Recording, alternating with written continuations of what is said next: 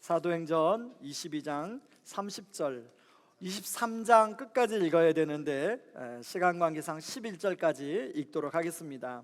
30절 제가 먼저 읽습니다. 이튿날 천부장은 유대인들이 무슨 일로 그를 고발하는지 진상을 알고자 하여 그 결박을 풀고 명하여 제사장들과 온 공회를 모으고 바울을 데리고 내려가서 그들 앞에 세우니라. 바울이 공회를 주목하여 이르되, 여러분 형제들아, 오늘까지 나는 범사의 양심을 따라 하나님을 섬겼노라 하거늘. 대제사장 아나니아가 바울 곁에 서 있는 사람들에게 그 입을 치라 명하니, 바울이 이르되, 회칠한 담이여, 하나님이 너를 치시리로다.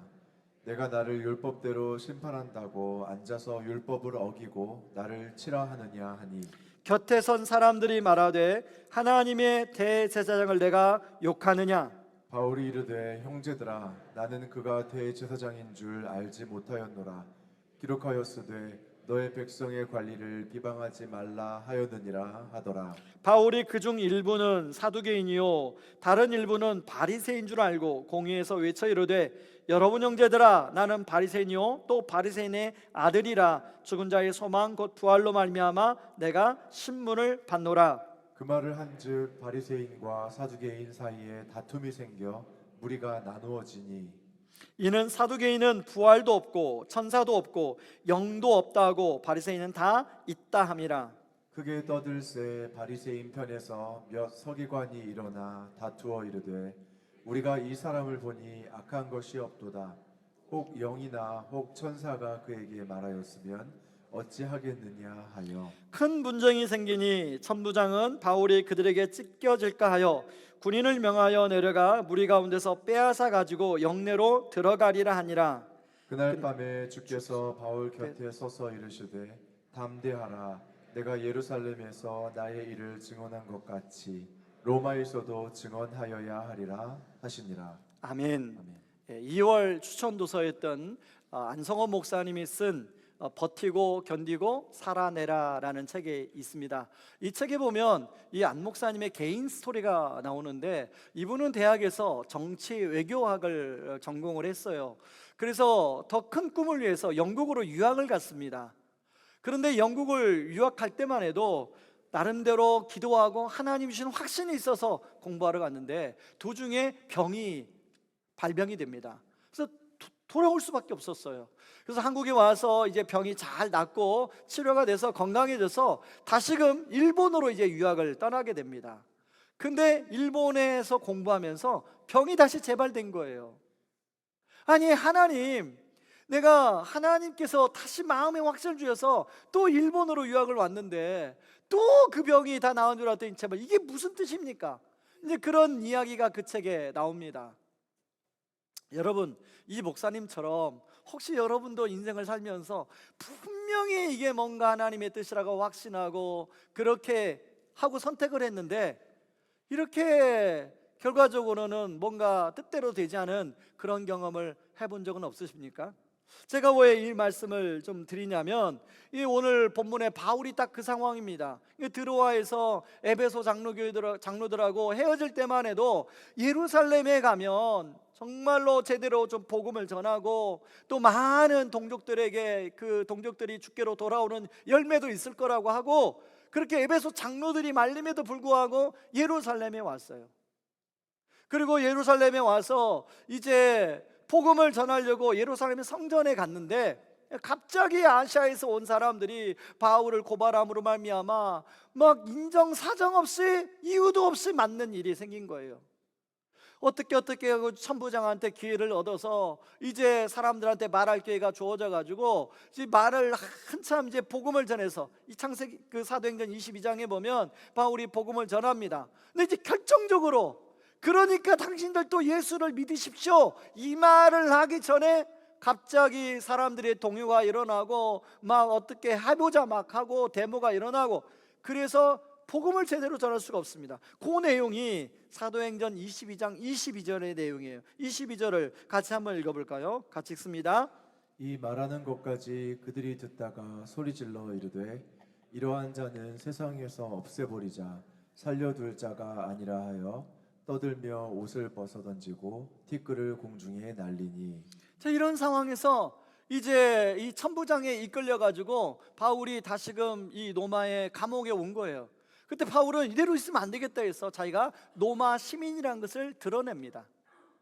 이 로마 시민이라는 걸 알게 되자 천부장이, 아니 로마 시민인 당신이 저 유대인들에게 왜 그런 지금 수모를 당합니까? 하고 이제 제대로 이유를 알아보기 위해서 이 예루살렘 공의에 이 바울을 앞에 세우게 됩니다. 이 바울의 입장에서는 드디어 제대로 좀 복음을 전할 수 있게 됐구나라고 아마 생각을 했던 것 같아요. 23장 1절에 보면 그 근거가 나오는데요, 1절에 이렇게 나옵니다. 바울이 공회를 주목하여 이르되 형제들아, 이렇게 말합니다. 이 주목하여라는 단어는 그냥 바라본 거, 그냥 이렇게 주목한 게 아니라 바울이 뭔가 의도를 가지고 사람들을 바라본 걸 말해요. 그래서 이제 바울이 사람들에게 복음을 거기 있는 사람들에게 복음을 전하려고 한마디를 합니다. 나는 범사의 양심을 따라 당신들처럼 하나님을 섬겼던 사람입니다. 그러자마자 갑자기 대제사장이 바울의 입을 치라고 하고, 그것 때문에 또 바울이 복음을 전하지 못하게 돼요. 이 바울도 가만히 있지 않는 사람이었던 것 같아요. 아니 율법의 재판도 받지 않고 나를 치라고 하다니 당신, 그러니까 사람들이 대제사장에게 어떻게 그렇게 말할 수 있느냐 하고 다시금 또 소요가 일어나는 거예요. 근데 가만히 바울이 바라보니까 거기에 바리새파와 사두개인이 두 부리로 있다는 걸 알게 되고, 거기서 어떻게 복음을 전할까 하다가 자기가 지금 여기 서 있는 이유가 죽은 자의 소망, 부활 때문에 서 있다. 그 말을 하자마자 또 바리새인과 서기관들이 서로 자기들끼리 싸우는 겁니다. 그 당시는 바리새인들은 부활을 믿었고 사두개인들은 부활을 믿지 않았기 때문이에요. 여러분, 복음을 전하려고 했는데 상황이 복음을 전할 수 없는 상황으로 펼쳐진 거예요. 여러분, 그러고 나서 바울이 이제 다시금 로마군의 영내에 왔어요. 여러분, 바울이 그 로마의 영내에 와서 어떤 마음이 들었을까요? 아니 그렇게 아시아에서 에베소에서 먼 거리를 예루살렘에 와서 복음을 전하려고 왔는데 제대로 복음을 전할 수도 없고 한 명도 구원하지 못했던, 그게 바울이 자기 모습인 거죠. 여러분, 얼마나 바울이 좀 낙심이 됐어요. 하나님, 이러려면 그냥 아시아에서 바로 로마로 보내줘. 왜 저를 여기까지 해가지고 복음도 열매도 한 사람도 구원 못 받게 그렇습니까? 바울의 마음이 참 혼란스러웠어요. 여러분, 혹시 여러분도 이런 상황을 맞닥뜨린 경험이 있으십니까? 제가 아는 건너 아는 한 선교사님이 계십니다. 여러분, 선교사님들은요 복음을 잘 전할 수 있는 지역에도 계시지만 복음을 도저히 어떤 상황 때문에 전하지 못하는 나라에 가도 선교사님들이 계세요. 아마 이 선교사님은 이제 복음을 제대로 전할 수 없는 그런 환경에 있었던 것 같아요. 근데 이제 그래도 뭔가 복음을 전해보려고 애를 거기서 썼나 봅니다. 근데 10년이 지나고 20년이 지나고 제대로 열매가 없는 거예요. 이 선교사님의 얘기를 제가 건너 들어보니까 마음이 너무 낙심되어 있는 거예요. 하나님이 나를 선교사로 부를 때는 뭔가 큰 뜻이 있어서 부를 텐데 이러려고 지금 이 나라 와서 내가 이 고생하나, 이런 생각이 문득 이 선교사님 안에 두루두루하는 거예요. 여러분, 이 선교사님만 그렇습니까? 여러분, 우리도 나름대로 인생의 계획을 하고 뭔가 준비를 해서 발걸음을 내딛는데 특히 요즘처럼 경기가 어려울 때는 그게 뜻대로 안 된 분들이 너무 많아요. 제가 어느 글에 보니까 이제 30대의 여자분이시더라고요. 그 여자분은 디저트 가게를 차렸나 봐요. 근데 디저트 가게가 뭔가를 기대하고 차렸는데 뜻대로 안 돼가지고 정말 손님이 없고 그러면서 점점 경제적으로 어려워져서 그런 가운데 낙심이 되어 있는 그런 표현을 했더라고요. 이분도 크리스찬이에요. 여러분, 우리의 삶에 왜 이런 자꾸 예기치 못한 뜻대로 안 되는 일들이 일어납니까? 제가 이제 그 어느 책에 보니까요, PD분이 쓴 책인데요, 거기에 보니까 이런 문장이 써 있더라고요. 변수로 가득 찬 세계, 그 어떤 것도 상수가 아닌 세계다. 대중 콘텐츠의 제작만 그러하겠는가? 각자의 자리에서 고군분투하는 수많은 사람들에게 그 사람들이 살아가는 세계가 다들 비슷할 것이다. 여러분, 이분이 왜 이 PD분이 이런 얘기를 하겠어요? 그 방송을 준비하기 위해서, 프로그램을 하나 만들기 위해서 기획을 하고 사람들에게 모여서 아이디어를 짜고, 그래서 이제 탁탁 계획대로 돼야 되는데 변수가 너무 많이 생긴다는 거예요. 그러면서 그 프로그램만 변수가 생기는 게 아니라 우리 인생 자체가 그냥 변수가 너무 많다는 거죠. 여러분, 문제는요, 이런 인생에 생각지 못했던 변수가 드러날 때 그 상황이 나에게 주는 타격감이에요. 여러분, 때로는 불안하기도 하고 초조하기도 하고 불면이 찾아오기도 하고 우울이 찾아오기도 하고 중독이 찾아오기도 하고, 심지어는 모든 걸 다 끝내버리고 싶은 극단적인 생각이 들기도 한다는 것입니다. 이럴 때 우리는 어떤 반응을 하는가? 여러분, 오늘 바울이 바로 지금 그런 상황이었어요. 근데 오늘 11절 한번 보세요. 그런 바울에게 주님이 찾아오고 있습니다. 여러분, 11절 같이 한번 읽어볼까요? 같이 읽습니다. 그날 밤에 주께서 바울 곁에 서서 이르시되 담대하라. 내가 예루살렘에서 나의 일을 증언한 것 같이 로마에서도 증언하여야 하리라 하시니라. 사도 바울이 이제 복음을 전하려고 했는데 이 예루살렘의 뜻대로 되지 않는 이런 낙심한 가운데, 바로 그 밤이 그날 밤이에요. 그 낙심한 밤이에요. 바울이 너무 마음이 가라앉고 힘들고 지쳐있는 그 어떻게 해볼 수 없는 그날 밤에 주님이 바울을 찾아와서 위로하고 있더라는 거예요. 여러분, 이 11절에 담대하라, 이 말은요, 헬라어로 사라세오라는 말인데 용기를 내라, 두려워하지 말라, 마음의 확신을 가지라, 이런 뜻이거든요. 이걸 뒤집어 보면 바울이 낙담했다는 것을 알 수 있죠. 여러분, 사도행전에 보면 그 주님이 직접 바울에게 나타나서 말씀했던 적이 몇 번 나오는데요, 첫 번째 나오는 게 바로 사도행전 8장에 예수님이 바울을 만나 주실 때예요. 그런가 하면 사도행전 18장에 고린도에서 복음을 전하다가 너무 낙심이 되어 있는 바울에게 예수님이 직접 나타나서 너무 두려워하지 말아라, 이 성에 복음을 들을 영혼들이 많이 있다, 그 용기를 내고 힘을 내라, 그때도 나타나 주셨습니다. 그리고 오늘 본문이에요. 여러분, 바울이 얼마나 낙담했는지 주님이 직접 바울을 곁에 서서 바울을 붙잡아주고 바울을 위로해주고 바울을 격려해주고 있더라는 것입니다. 저는 오늘 이런 상황 가운데 있는 우리 모든 성도님들에게 우리 주님이 이런 위로와 격려와 또 붙들어 주심이 있기를 주님의 이름으로 축원합니다. 여러분, 우리가 성령님 하잖아요. 이 성령님은 헬라어로 파라클레토스라는 말이에요. 이 파라는 뭐뭐 곁에, 뭐뭐 옆에라는 전치사입니다. 바로 우리 옆에서 우리를 붙잡아 주시고 우리를 위로해 주시는 카운셀러가 바로 성령님이라는 거예요. 바울을 위로하신 성령님께서 여러분의 가정에, 여러분의 자녀들의 삶에, 여러분의 사업장의 상황에, 여러분의 직장의 상황에 위로해 주시는 이런 은혜가 있기를 주님의 이름으로 축복합니다. 여러분, 그런데 오늘 본문에 보니까 말로만이 아니라 실제로 바울을 보호하시고 인도해 주시는 하나님을 볼 수 있습니다. 여러분, 오늘 12절 14절에 보면 이제 그런 바울을 보고 내가 바울을 죽이기까지는 먹지도 마시지도 않겠다고 하는 40명의 사람들이 일어나요. 대제사장에 찾아가서 이제 바울을 죽이려고 음모를 꾸미는 내용이 나옵니다. 근데 그때 누가 그 얘기를 했냐면 바울의 조카가 들어요. 여러분, 사도행전 전체나 성경 전체에 보면 바울의 형제, 바울의 가족에 대한 언급이 없습니다. 딱 여기에 한번 등장해요.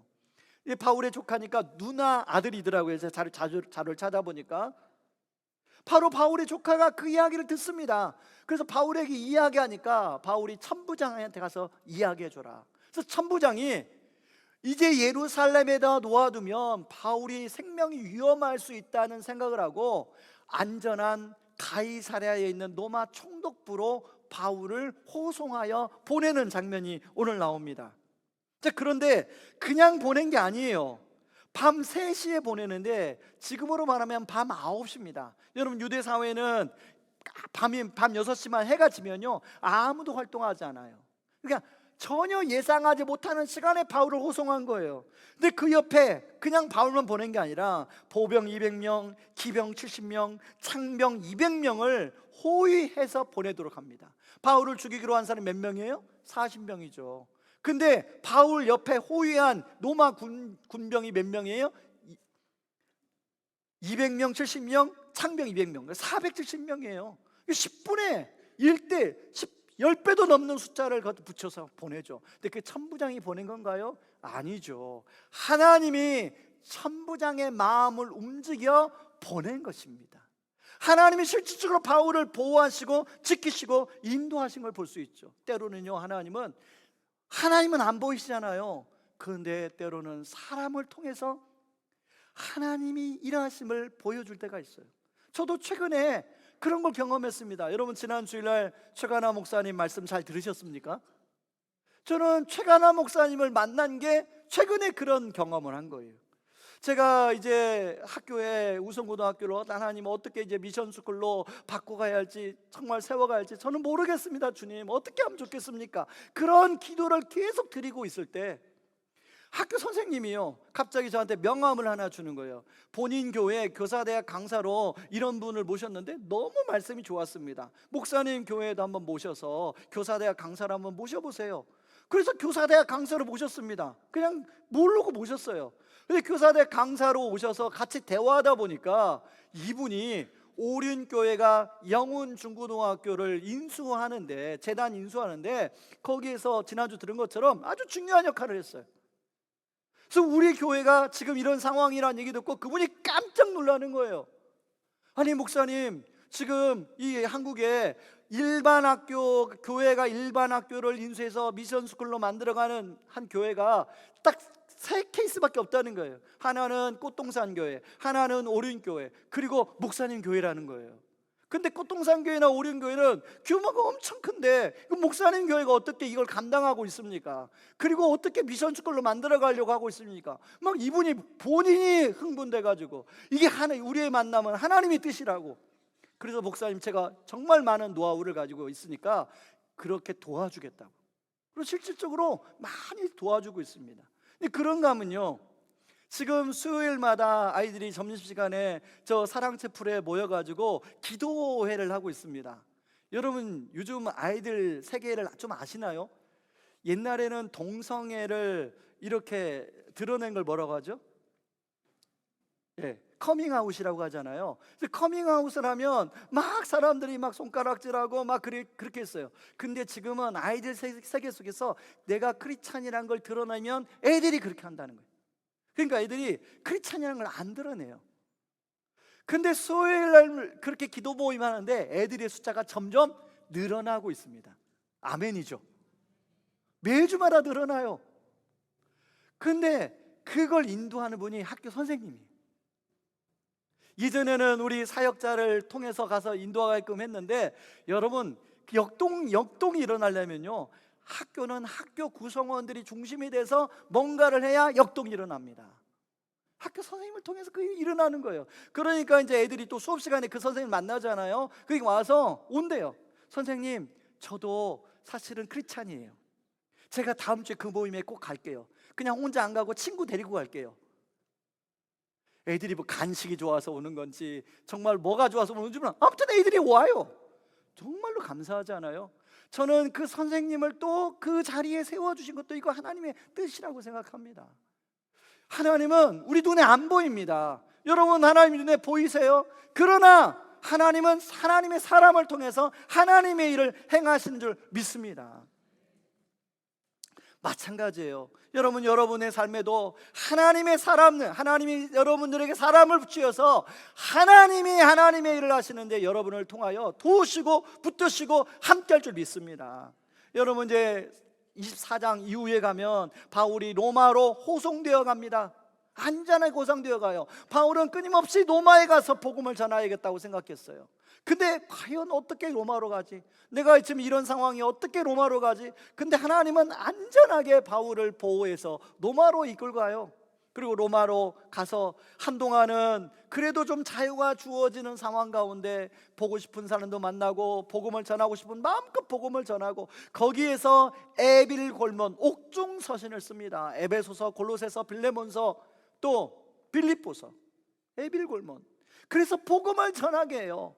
그때서야 바울은 이게 내가 그때 예루살렘의 상황이 동굴이 아니라, 그날 밤이 동굴이 아니라 이게 터널이었다는, 숨겨진 하나님의 한 수가 거기에 있었구나라는 것을 바울이 깨달아요.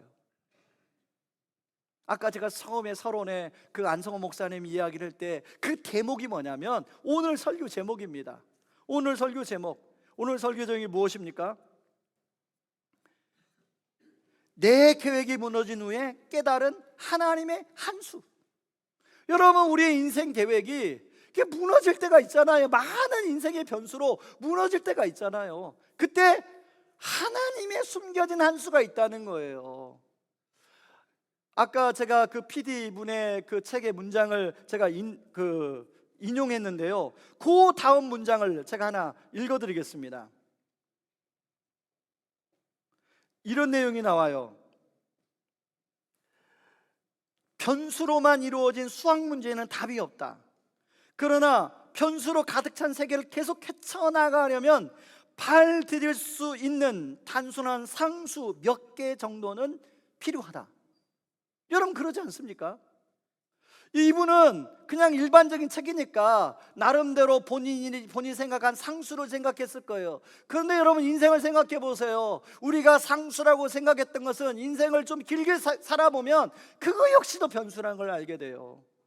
여러분, 우리가 나름대로 상수라고 생각하는 부모님, 그리고 때로는 배우자, 자녀, 친구, 심지어는 나 자신조차도 인생이 상수가 아니라 변수라는 걸 깨달아요. 그게 인생이잖아요. 근데 유일한 변하지 않는 상수가 있습니다. 바로 우리를 위해서 십자가에서 자신을 내어주신, 그래서 부활하신 그 예수님이 영원한 상수로 우리와 함께 해주신다는 거예요. 여러분, 오늘 본문에 보면 바울이 공회 앞에 재판을 받고 사람들에게 입을 치라는 말을 듣고 그런 모욕과 수모를 당하는데, 사실 바울보다 먼저 그 수모를 당하신 분이 계세요. 예수님 똑같이 산헤드린 공의 앞에서 재판을 받았어요. 그 산헤드린 공의 앞에서 모든 수모를 감당했어요. 그리고 바로 예수님이 십자가에 못 박히시면서 사람들에게 저주의 소리를 들었어요. 여러분, 하늘의 아들이신 예수님이 왜 그런 이야기를 들을 필요가 있겠습니까? 바로 그 이유가 분명히 나오는데요. 히브리서 2장 18절에 보면 이렇게 나와요. 그는 몸소 시험을 받아서 고난을 당하셨으므로 시험 받는 사람을 능히 도우실 수 있습니다. 바로 우리를 돕기 위함이라는 거예요. 여러분, 연예인들 보면요, 아주 어려운 어떤 역할은 대역을 씁니다. 근데 예수님은 십자가에 못 박힐 때도 대역을 쓰지 않았어요. 본인 스스로가 못 박혔습니다. 본인 친히 못 박혔어요. 사람들에게 침뱉음을 당해도, 사람들에게 채찍질을 당할 때도 본인이 친히 채찍질을 당하고 침뱉음을 당하신 분이 예수님이에요. 왜 그래요? 그는 몸소 시험을 받아서 고난을 당하셨으므로 시험받는 저와 여러분들을 능히 도우실 수 있느니라. 그 예수님이 이렇게 말씀하십니다. 히브리서 13장 5절, 내가 결코 너희를 버리지도 아니하고 떠나지도 아니하리라. 제가 이 말씀을 준비하면서 찬양 하나가 생각났습니다. 예라모십에 혼자 걷지 않을 거예요. 혼자 걷지 않을 거예요. 제가 이 찬양을 여러 번 듣다가 거기에 나오는 댓글들을 읽어보게 되었습니다. 댓글에 보니까 이렇게 쓰여 있어요. 저는 꿈을 꾸고 있는 중3 학생입니다. 클래식 음악이 너무 좋아서 아무것도 없이 무작정 자퇴를 하고 혼자 모든 계획을 세워 꿈꾸던 독일에 왔어요. 하지만 독일에 오자마자 아버지가 급하게 신장 이식을 해야 하는 일이 생기고 할머니가 돌아가시는 일이 생기며 너무 무섭고 불안했습니다. 하루에 몇 번이고 주님이 저를 여기에 보내신 이유를 생각하며 기도하고 또 기도했습니다. 또 때로는 주변에 아무도 없어서 정말 외롭고 힘들 때도 있었지만 정말 하나님이 저와 함께 하시니 또 저에게 일적 비전을 심으시고 꿈꾸게 하셨기 때문에 두려워하지 않고 주님만 보며 살기로 마음먹었습니다. 하지만 이 땅은 생각보다 악했습니다. 학교에서는 너무도 당연하게 동성애를 정당화하고 청소년이 마약을 하는 일이 흔한 일이라는 걸 마주하는 순간 죄악 가운데 놓여져 처절하게 외로운 기분이 들었습니다. 제대로 된 교회 하나 없는 이 땅, 주님께서 이 불쌍한 백성들에게 축복을 내리시기를 간절히 기도합니다. 여러분, 이 친구처럼 인생의 나름대로 계획을 세웠는데 어떤 변수, 아버지가 신장 이수 수술하고 할머니가 돌아가신 인생의 변수를 맞이하고 그 꿈꾸던 비전의 땅을 생각했는데 마약하는 애들, 동성애하는 애들, 그런 애들 속에서 얼마나 외로움을 겪겠습니까? 여러분, 이 친구만 그런 게 아니잖아요. 우리 인생이 그런 거 아니겠습니까? 순간순간마다 인생의 변수가 찾아와요. 그럴 때 바라봐야 할 분, 영원한 상수이신 예수 그리스도를 바라봐야 돼. 그 예수 그리스도가 오늘 그런 상황에 당해 있는 우리 성도님들에게 사도 바울에게 찾아온 것처럼 담대하라, 용기를 가져라, 내가 너와 함께한다, 내가 너희를 결코 떠나지도 버리지도 않을 것이라는 이 음성이 오늘 예배드리는 모든 성도님들에게 들려질 수 있기를 주님의 이름으로 축원합니다. 이 시간에 다 같이 일어나셔서 우리 같이 한번 찬양하고 기도하기를 원합니다. 혼자 걷지 않을 거예요. 이 찬양입니다.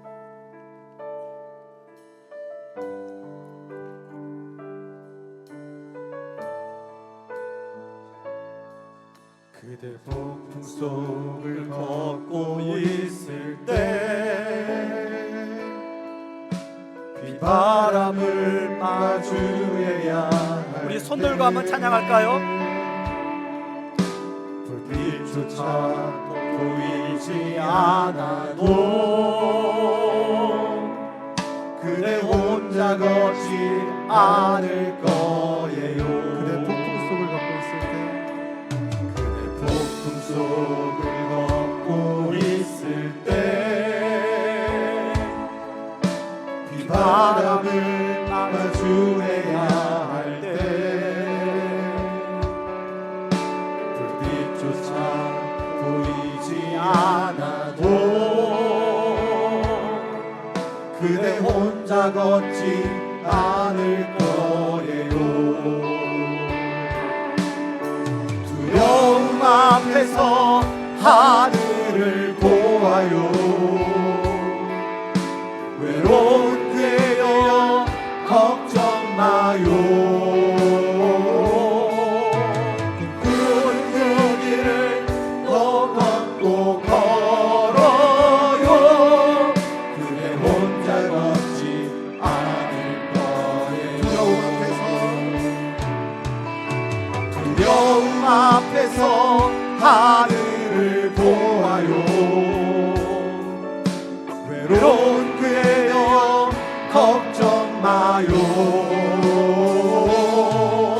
꿈꾸는 길을 또 걷고 걸어요. 그대 혼자 걷지 않을 거예요. 여러분, 우리 주님이 말씀하십니다. 여러분이 폭풍 가운데 있거나 여러분에게 비바람이 몰아칠 때 우리 주님이 말씀하세요. 바로 그때가 하늘을 볼 때다. 바로 그때가 하늘을 볼 때다. 바로 그때가 나를 볼 때다. 나는 여전히 네 곁에 있다. 나는 여전히 너 옆에 있다. 바울에게 찾아와서 담대하라 말씀하신 그 음성이 여러분에게, 그 주님의 음성이 지금도 말씀하십니다. 내가 너희를 결코 떠나지도 버리지도 않을 것이다. 인생의 변수가 찾아왔지만 영원한 상수, 바로 내가 네 곁에 있다. 걱정하지 말아라 말씀하십니다. 이 시간에 기도할 때 하나님 아버지, 하나님 내 인생에 이런저런 변수가 찾아와서 하나님 때로는 비바람 앞에 어쩔 줄 모르는 나지만 하나님 영원한 상수이신 바로 예수님을 바라보게 하여 주시옵소서. 바로 그 하나님을 바라보게 하여 주시옵소서. 그 성령님을 경험하는 시간이 되게 하여 주시옵소서. 우리 같이 한번 기도하며 나갑니다. 기도하겠습니다. 고마우신 하나님 아버지 고맙고 감사합니다. 하나님 아버지 주님 우리가 아버지 하나님 인생을 살아가면서 아버지 여러 가지 아버지 하나님 현실을 아버지 만날 때가 있습니다. 아버지 때로는 폭풍수를 받는 것 같기도 하고 아버지 비바람 앞에 아버지 맞는 것 같기도 합니다. 아버지 마치 아버지 가운데 아버지 혼자 그 길을 걷는 것 같은 아버지 길이 될 때도 있습니다. 아버지 그러나 아버지 바로 그 순간에 아버지 두려움이 몰려오고 걱정이 몰려오고 염려가 밀려오고 조종가 밀려오고 아버지는 어찌하지 말을 모르는 것 같지만 바로 그때가 맞아 하늘을 바라볼 때입니다. 주님을 바라볼 때입니다. 아버지 하나님을 아버지 바라볼 때입니다. 아버지 바울이 찾아오고 담대하라 내가 함께하리라 말씀하신 주의 음성이 들려지게 하여 주고 하나님의 신의 안수가 느껴지게 하여 주시옵소서. 하나님 아버지 하나님 우리 인생을 살다 보면 인생에 참 변수가 많이 찾아오는데 하나님 그때는 마치 폭풍 속을 걷고 있는 것처럼 하나님 비바람을 혼자 다 맞는 것처럼 느껴질 때가 있습니다.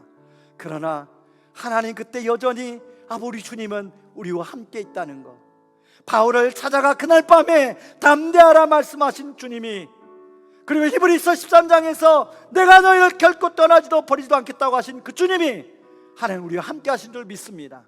하나님 그때는 보이지 않지만 하나님의 숨겨진 신의 안수가 있는 줄 믿습니다. 하나님 우리가 이 믿음의 길을 주님의 손잡고 잘 걸어갈 수 있도록 인도하여 주시옵소서.